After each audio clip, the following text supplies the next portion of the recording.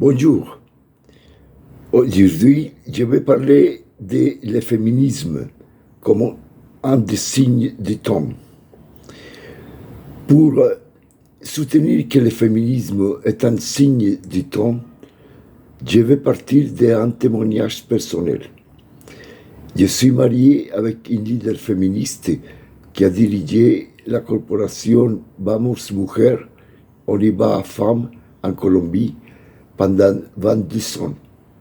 C'est une institution qui prête des services professionnels aux associations de femmes populaires en différentes régions de notre département.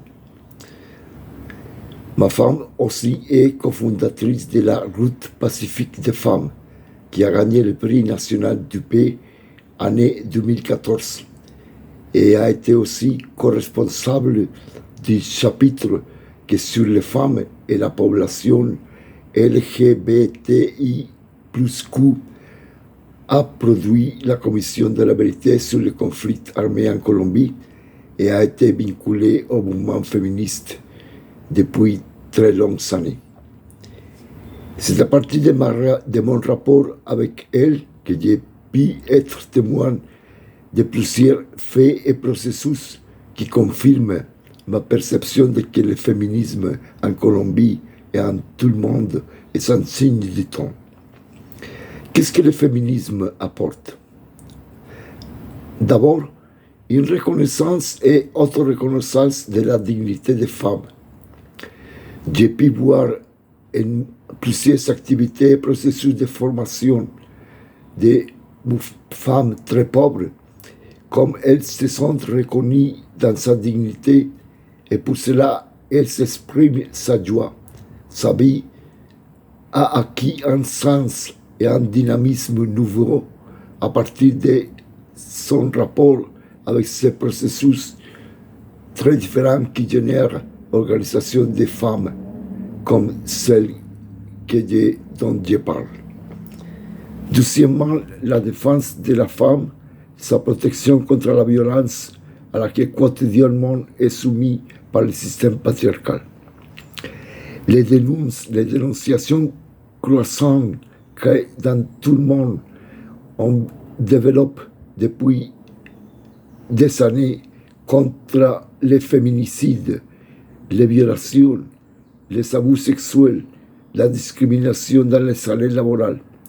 Toutes ces réactions en défense de la dignité de la femme est un clair signe du temps et a généré la création dans plusieurs pays d'institutions qui protègent aux femmes dans la famille, dans l'espace public, dans le travail. Aussi dans plusieurs pays, les conditions laborales et salariales des femmes ont amélioré et chaque fois plus elles accèdent aux postes de direction en espace public et privé. Troisièmement, et obtenir l'autonomie économique, la génération d'engrais, l'accès à la terre, et les titres sur la terre et le développement des projets productifs. Grâce à l'action des organisations de quelques des femmes, des associations de femmes pauvres ont pu développer projets associatifs de production, de vente de produits agricoles, artisanaux, etc., lesquels sont complémentés avec des programmes ruraux tels comme des potages à la maison, et des potages dans les jardins, production d'engrais et de humus de lombric. Et tous ces projets permettent une plus grande autonomie à cette femme.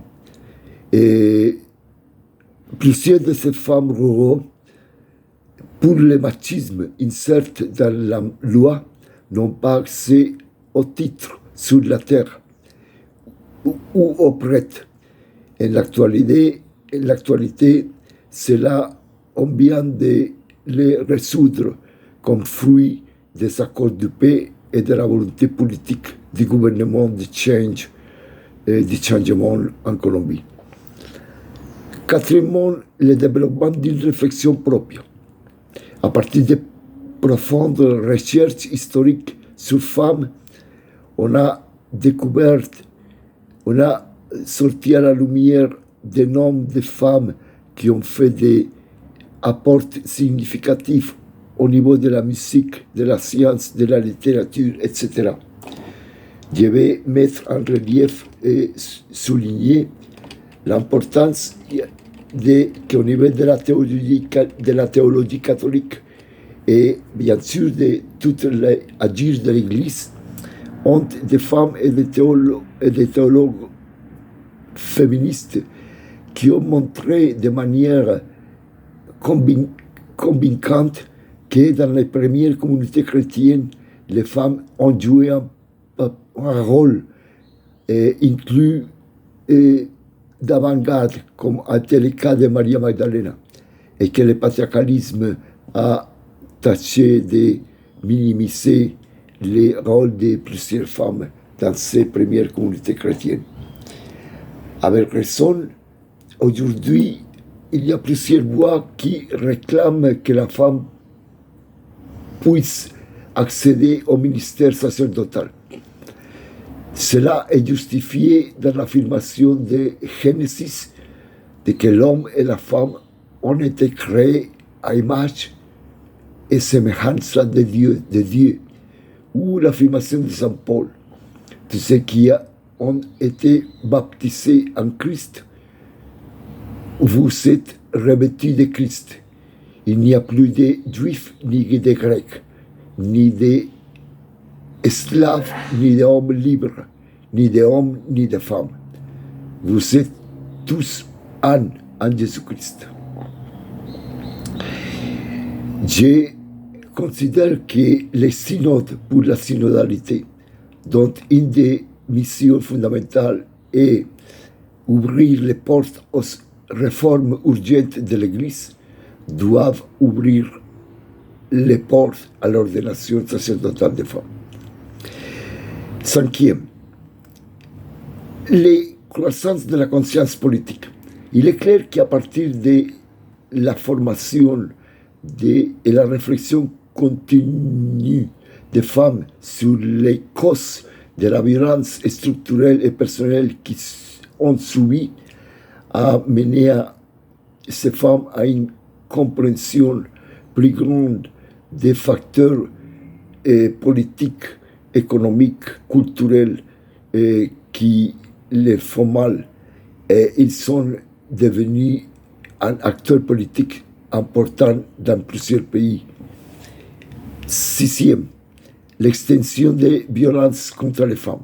Si on lit l'informe de la Commission de la vérité, on verra l'extension, crueldade et injustice comme ont été traitées en Colombie les femmes afrodescendantes, indigènes, paysannes, etc.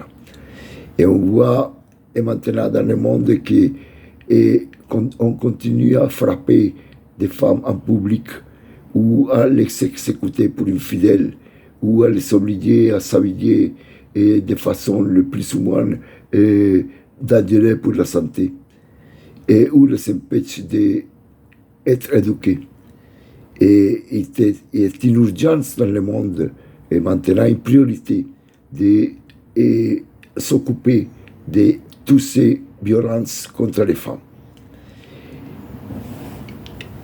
En tant que chrétien, je ne suis pas d'accord avec les critiques que dans l'Église on fait à ce qu'elle appelle l'idéologie de género.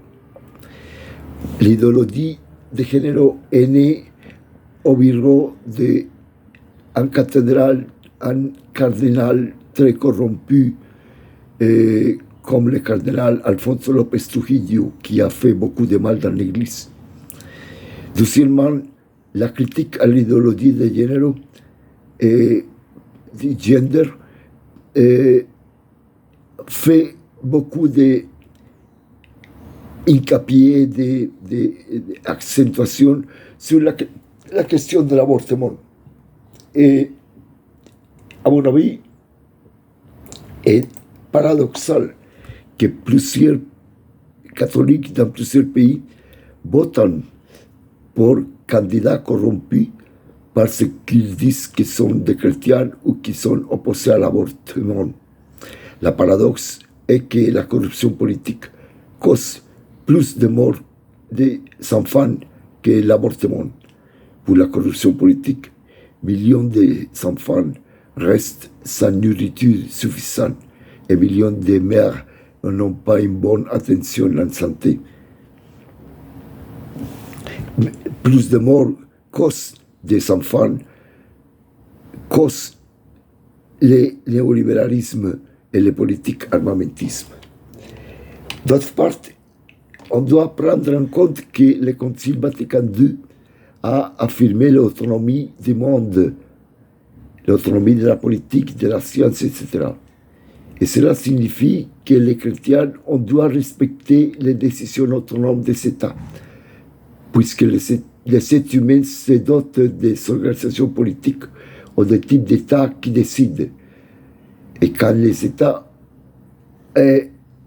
acceptent l'avortement, basiquement, ils le font parce que celui-là est converti en problème de santé publique, puisque plusieurs femmes très jeunes et très pauvres entrent enceintes et elles savent qu'avoir un fils dans la misère, c'est condamné à lui-même à une vie misérable. Mais pourtant, elle ne peut pas accéder aux services de santé ou professionnels de santé pour les hauts coûts ou parce que l'avortement est interdit. Alors, ils sont obligés à aller aux services de très mauvaise qualité, en conditions d'insalubrité. Et fréquemment, l'enfant elle-même meurt.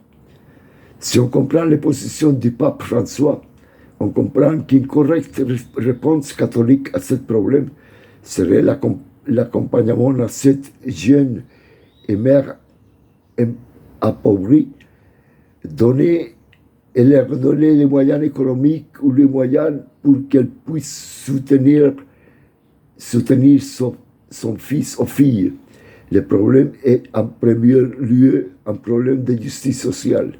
Et pour cela, le pape François, de manière lucide et prophétique, à l'inice de son pontificat, a dit que c'était plus important lutter contre la pauvreté que lutter contre l'avortement.